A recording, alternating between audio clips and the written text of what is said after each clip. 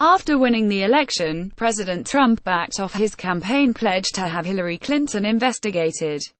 But he has clearly changed his mind. Doug MillsThe, New York Times, Washington. President Trump did not need to send a memo or telephone his attorney general to make his desires known. He broadcast them for all the world to see on Twitter. The instruction was clear: the Justice Department should investigate his defeated opponent from last year's campaign. However they were delivered. Mr. Trump's demands have ricocheted through the halls of the Justice Department, where Attorney General Jeff Sessions has now ordered career prosecutors to evaluate various accusations against Hillary Clinton and report back on whether a special counsel should be appointed to investigate her. Mr. Sessions has made no decision, and in soliciting the assessment of department lawyers, he may be seeking a way out of the bind his boss has put him in by effectively putting the matter in the hands of professionals who were not politically appointed. But if he or his deputy authorizes a new investigation of Mrs. Clinton, it would shatter norms established after Watergate that are intended to prevent presidents from using law enforcement agencies against political rivals. The request alone was enough to trigger a political backlash, as critics of Mr. Trump quickly decried what they called banana republic politics of retribution, akin to autocratic backwater nations where election losers are jailed by winners. The issue will almost certainly energize what was already shaping up to be a contentious hearing scheduled for Tuesday morning, when Mr. Sessions is scheduled to testify before the House Judiciary Committee.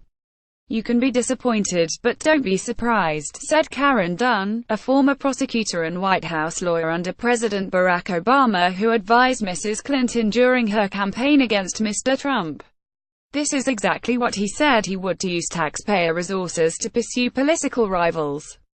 Democrats still vividly recall Mr. Trump on the campaign trail vowing to prosecute Mrs. Clinton if he won. "It was alarming enough to chant 'lock her up' at a campaign rally," said Brian Fallon, who was Mrs. Clinton's campaign spokesman.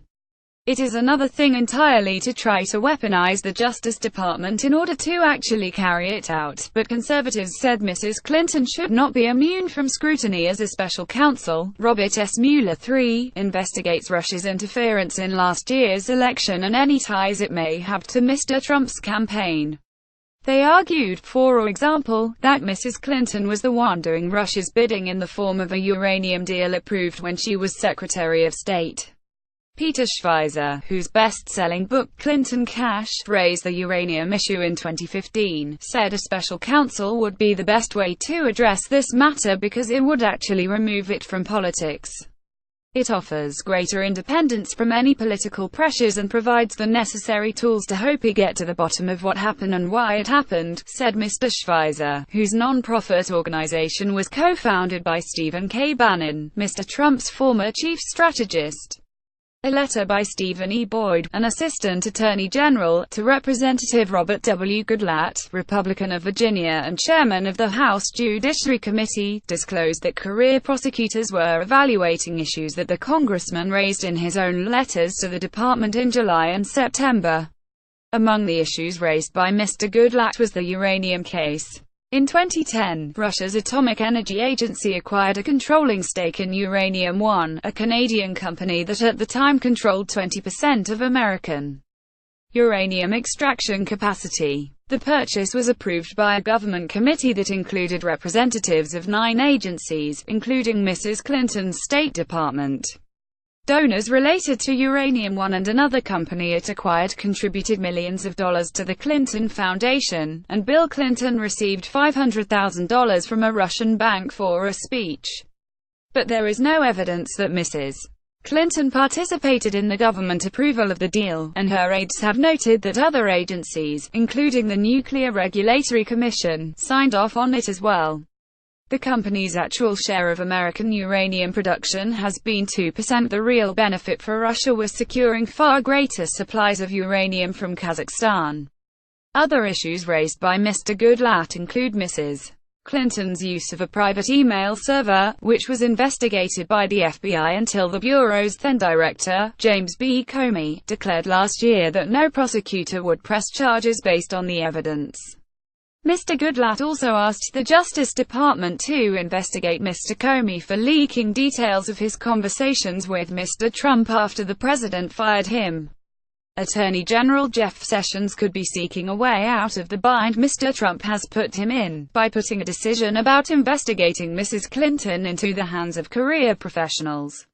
Tom Brenner, The New York Times. To the extent that there may be legitimate questions about Mrs. Clinton and Mr. Comey, however, the credibility of any investigation presumably would be called into question should one be authorized by Mr. Sessions or his deputy, Rod J. Rosenstein, because of the way it came about under pressure from Mr. Trump. There are few, if any, recent precedents. President George W. Bush did not order an investigation reopened into the fundraising practices of Al Gore, his vanquished rival, nor did Mr. Obama suggest the Justice Department look again at the Keating 5 lobbying case that involved John McCain, whom he defeated. Mr. Obama rebuffed pressure from his liberal base to investigate Mr. Bush and Vice President Dick Cheney for their actions authorizing the waterboarding of terrorism suspects despite anti-torture laws. During the Obama administration, the Internal Revenue Service applied extra scrutiny to tax exemptions for conservative nonprofit groups and was accused of politicizing the agency much like President Richard M. Nixon did. But no evidence emerged tying that to Mr. Obama. Mr. Trump promised during last year's campaign that if he were elected, he would instruct his Attorney General to appoint a special prosecutor to investigate Mrs. Clinton. But he backed off that pledge shortly after the election, saying, "I don't want to hurt the Clintons." By last summer, with Mr. Mueller's investigation bearing down, he had changed his mind. To Mr. Trump, the investigation was a witch hunt based on a hoax perpetrated by Democrats. It was all the more galling to him, advisers said, because Mrs. Clinton had not been prosecuted, a frustration exacerbated by recent reports about how her campaign helped finance a dossier of salacious assertions about him.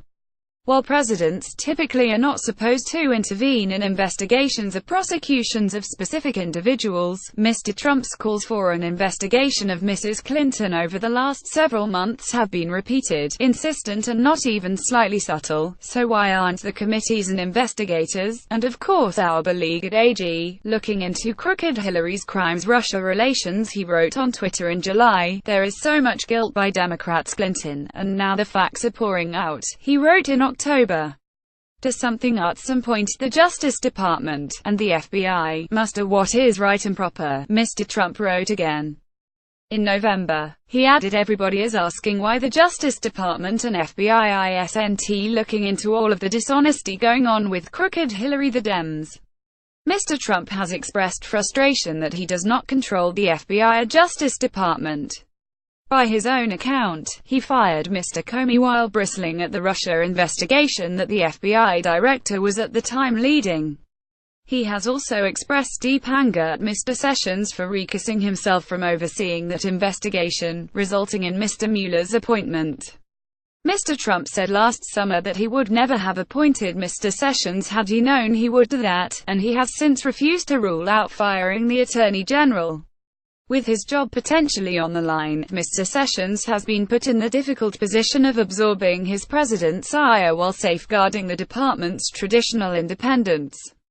Some legal experts said Mr. Boyd's letter actually may be a way of diffusing the situation. By asking career prosecutors to evaluate the evidence, he has a ready-made reason not to appoint a special counsel if they do not recommend one. "I have no idea what will happen, but this letter is entirely consistent with the AG later saying, 'We followed normal process to look into it and found nothing,'" said Jack L. Goldsmith, a former top Justice Department official under Mr. Bush. The letter does not tip off or hint one way or another what the AG's decision will be. At least one active Twitter user will be waiting for that decision. Follow Peter Baker on Twitter at PeterBakerNeat.